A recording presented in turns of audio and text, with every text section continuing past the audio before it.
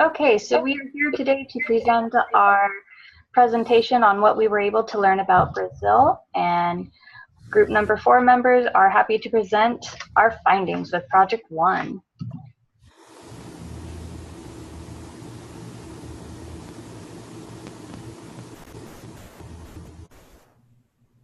So we're starting with cultural Hofstede dimensions. The Hofstede culture dimension analysis tool was created by Professor Garrett to be used worldwide in both academic and personal management settings. The 6 dimensions he created are power distance index, individualism versus collectivism, masculinity versus femininity, uncertainty avoidance index, long-term orientation versus short-term normative orientation, and indulgence versus restraint. As a business, to be able to be successful in Brazil, it would be important to follow these 2 business strategies. Adapt your value proportions and localize your business. By following these 2 strategies, it will help our company to be successful because they combine and follow all of Brazil's cultural needs.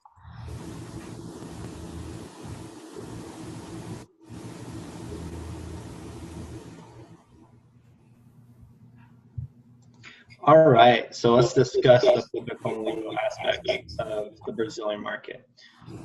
Brazil has an economic freedom index of 51.4, which actually puts it pretty far down the list. They are 153rd freest country. The current president is Michael Temer. He was previously a vice president, but due to an impeachment, he became the president. And he's also the head of government for Brazil. So right now there's no vice president, but there is an election coming up here. There's been a lot of corruption between companies and government, and this has led to a lot of distrust. Can I get to the next slide? All right.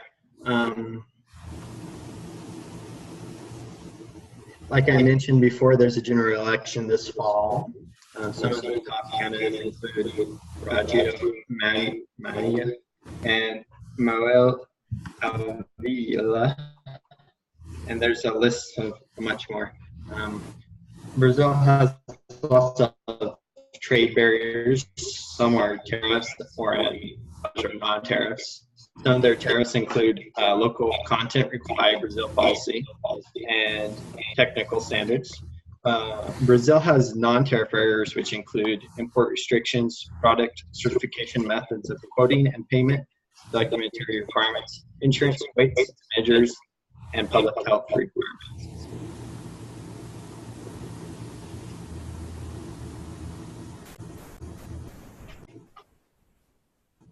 Okay, next up we have our trade and FDI restrictions and incentives. So FDI is foreign direct investment and the direct control that foreign investment capitalists have. And so in 1995, there was a constitutional amendment that eliminated distinction between local and foreign investors. And so there's all forms of discrimination against local versus foreign investors are prohibited. Brazil is really working on moving towards foreign investment, and so they have a lot of incentives, including tax exemptions and aids. One of the biggest exemptions is the contribution for the financing of Social Security and program of social integration taxes on exports. And that just means that usually companies have to pay taxes to these 2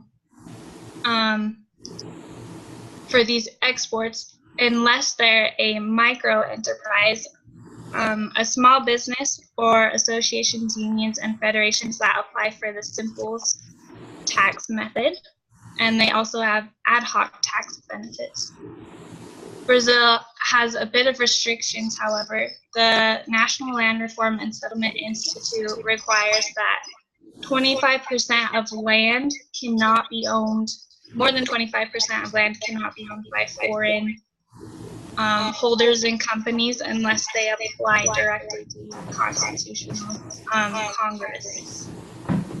And that all 10% or more cannot be owned by the same company.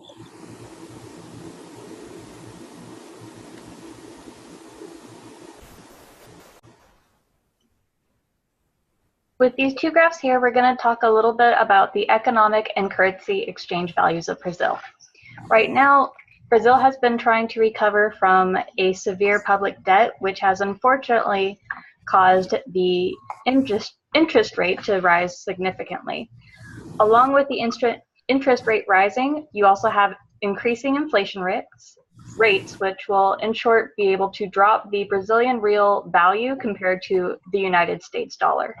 Over on the left-hand graph, we can see how the trend has been going for the last several years in an upward direction, where the Brazilian real keeps going up and how much it is of value. However, this is only the inflation rate. We can see that in the second graph over to the right, the inflation rate has been going up significantly. So these would be things that we would need to be concerned about when doing business in Brazil.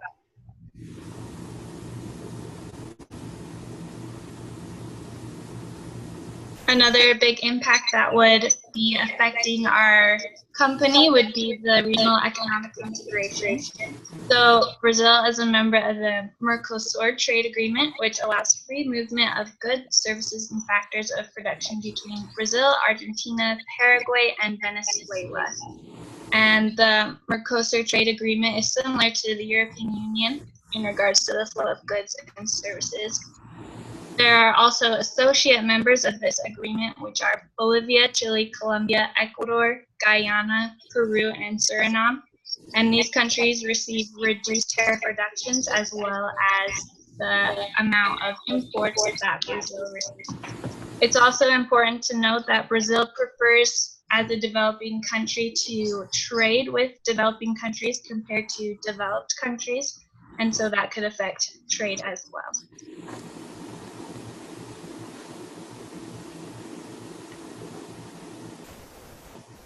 All right, so the first product our company is going with is footwear. There's a large global industry for footwear, and Brazil has a large share of that industry. There's a new need and opportunity rising up in the marketplace as the price of Asian footwear is currently increasing. Brazil is the largest non-Asian supplier and can supply these shoes for a cheaper price now. This will allow them to take over market share. When it comes to competition, large footwear industries that we compete with include those from China and India, along with companies such as Nike, Adidas, and Alibaba. All of these specialize in sports footwear.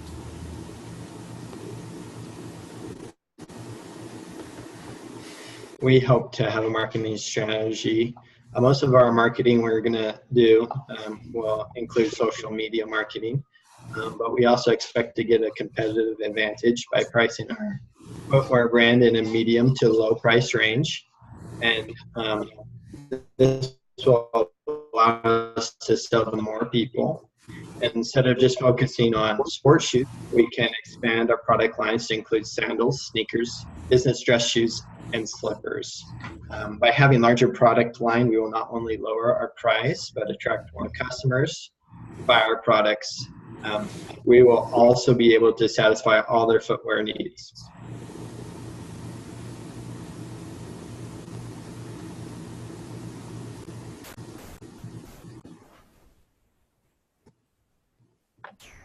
For our next product, we have agriculture within that market. Our target market age range is 18 to 39, and the product that we picked is coffee. Brazil is a leading exporter of coffee and currently has seen an increase in consumption domestically. For this reason, we will market to everyone because this product is consumed by a majority of the population. Along with that, they're also opening upscale exclusive batch boutiques that are really popular within the country. The top three competitors for the coffee industry is Café Pilão, Cafe de Ponto, and Brazilian Santos. These are all domestic companies that produce low-quality coffee in powder form that caters to a larger audience. Difference between our product and theirs is that we will provide better quality at a lower price. A KPI that I'd like to mention is to increase our brand awareness coming onto the market by 30% within the first quarter of sales. What sets us apart from our competition is that we will provide lower prices but put emphasis on the quality of coffee.